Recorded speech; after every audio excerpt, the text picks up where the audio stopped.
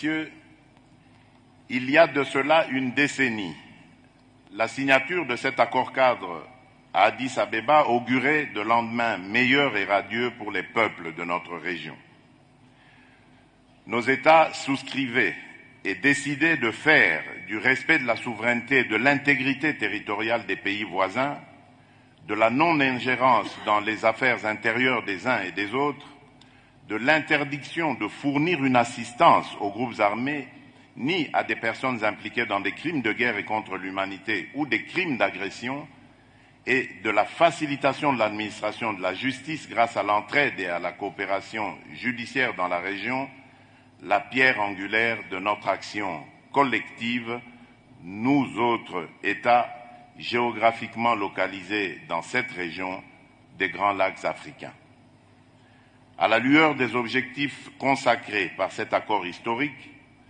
d'aucuns auraient préféré que soit célébré ce jour avec faste les acquis de notre engagement collectif pour une région des Grands Lacs complètement pacifiée. Hélas, c'est avec une profonde amertume et une grande désolation que nous constatons, 10 années après l'entrée en vigueur de cet accord, la rupture de ce pacte collectif par un État signataire, j'ai cité la République du Rwanda, qui,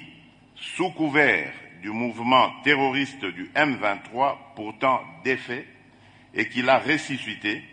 s'est donné la liberté d'agresser et d'envahir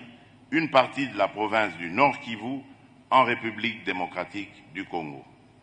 Et ceci en totale violation de l'engagement régional numéro 3 de l'accord-cadre dont il est signataire, de même que les chartes des Nations Unies et de l'Union africaine dont il est partie prenante, le tout sur fond d'exploitation illégale de nos ressources naturelles.